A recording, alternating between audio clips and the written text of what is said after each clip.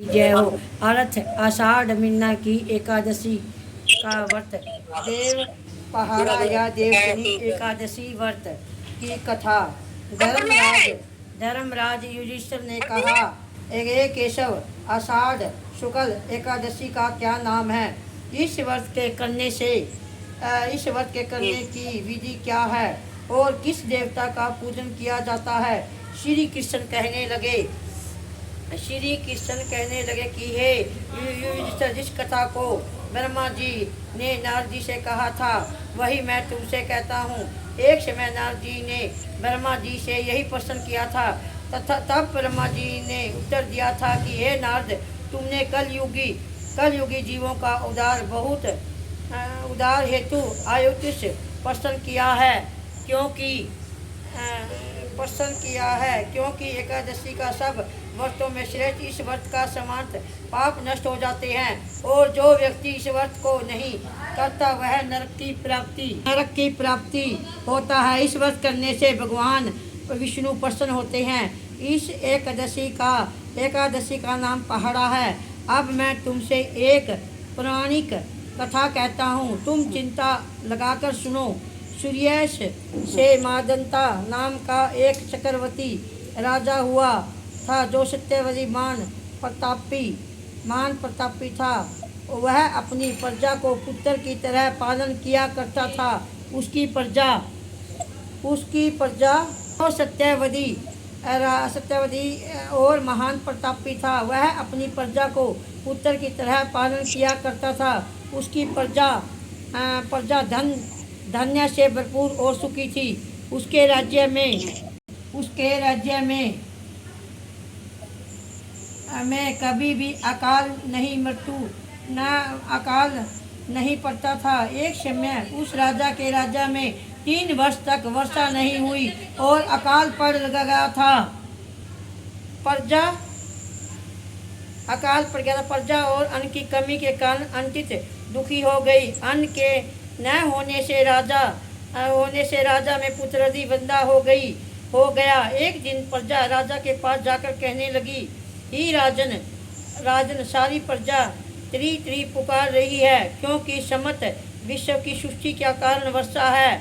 वर्षा के अभाव से अकाल पड़ गया है और अकाल से प्रजा मर रही है। इसलिए हे राजन, कोई ऐसा उपाय करिए जिससे प्रजा का कष्ट दूर हो जाए। राजा मादंता कहने लगा कि आप लोग ठीक कह रहे हो, वर्षा से ही अन्न उत्पन्न होते हैं। आप लोग वर्षा न होने के अत्यंत दुखी हो रहे हो। मैं आप लोगों के कष्ट का समझता हूँ। ऐसा कहकर राजा कुछ सेना साथ लेकर वन की तरफ चल दिया। वह अनेक ऋषियों के आश्रम में भ्रमण करता हुआ अंत में ब्रह्मा के पुत्र अंगिरा ऋषि के आश्रम में पहुंचा। वहाँ राजा ने घोड़े से उतरकर अंगिरा ऋषि को प्रणाम किया। मुनि ने राजा को आशीर्वाद देकर कुशल अक्षमा के पश्चात उससे आश्रम में आने का कारण पूछा। राजा ने हाथ जोड़कर विनती भाव से कहा कि भगवान, तब प्रकार से धर्म पालन करने पर भी मेरे राज्य में अकाल पड़ गया है। इससे प्रजा अत्यंत दुखी होकर राजा के पापों के प्रभाव से ही प्रजा को कष्ट मिलता है। ऐसा शास्त्रों ने कहा है।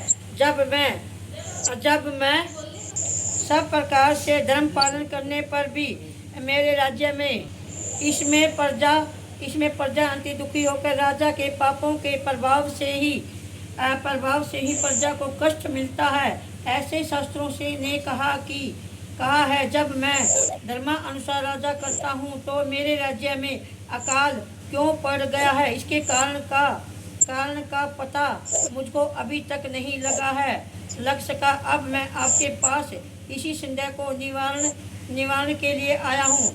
कृपा करके मेरे इस संदेह को दूर कीजिए, साथ ही प्रजा के कष्ट को दूर करने का कोई उपाय बताए। इतनी बात सुनकर ऋषि कहने लगा कि हे राजन, यह सतयुग है, सब युगों से युग सब युगों से उत्तम है। इसमें धर्म के चारों चरण सम्मानित है, अर्थात इस युग में धर्म के सबसे अधिक उन्नति है।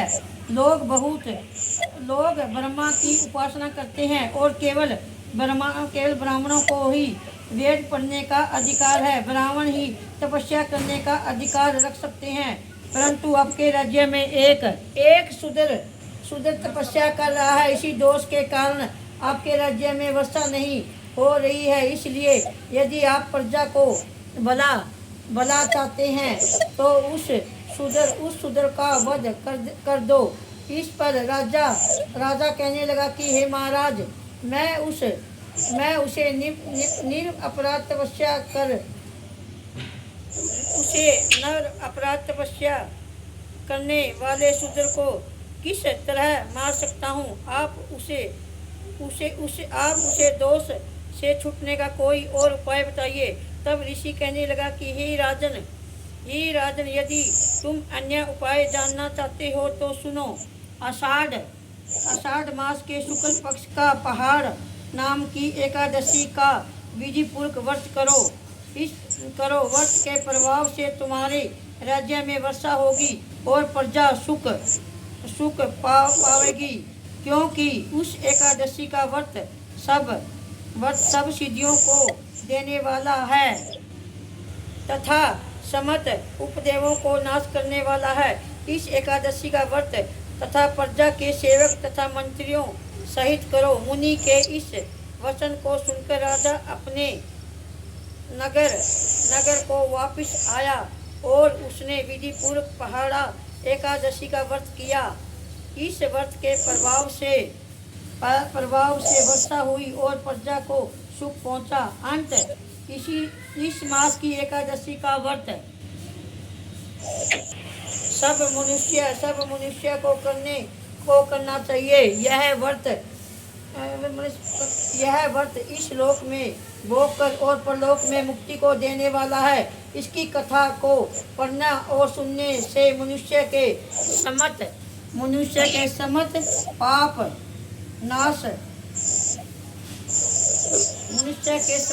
नाश को प्राप्त हो जाते हैं। बोल एकादशी माता की जय, ग्यारस माता की जय, विष्णु भगवान और लक्ष्मी माता की जय। ओम जय जगदीशारे स्वामी जय जगदीशारे, भक्त जनों के संकट दास जनों के संकट क्षण में दूर करे। ओम जय जगदीशारे, जो ध्यावे फल पावे, दुख विन से मन का स्वामी, दुख विन से मन का, सुख संपत्ति घर आवे, सुख आनंद घर आवे, कष्ट मिटे तन का। ओम जय जगदीशारे, मात पिता तुम मेरे, शरण गहूँ मैं किसकी, स्वामी शरण गहूँ मैं किसकी, तुम बिना और न दूजा, आस करूँ मैं जिसकी। ओम जय जगदीशारे, तुम्हें पूर्ण परमात्मा, तुम्हें अंतर्यामी स्वामी, तुम्हें अंतर्यामी, पार ब्रह्म परमेश्वर, तुम सबके स्वामी। ओम जय जगदीशारे, तुम्हें करुणा के सागर, तुम्हें पार करता, तुम्हें रक्षा करता, सकल कामी कृपा करो करता। ओम जय जगदीशारे, तुम्हें हो एक अरोचर, सबके प्राणपति स्वामी, सबके प्राणपति, किस विध मिलूं दया मैं, किस विध मिलूं दया मैं तुमको तुम थी। ओम जय जगदीशारे, दीन बंधु दुखियरिता, ठाकुर तुम मेरे, स्वामी रक्षक तुम मेरे, अपने हाथ उठाओ, अपने हाथ उठाओ, द्वार पर तेरे। ओम जय जगदीशारे, विकार मिटाओ, पाप स्वामी पाप हरो देवा। शरदा भक्ति बढ़ाओ, शरदा प्रेम बढ़ाओ, संतन की सेवा।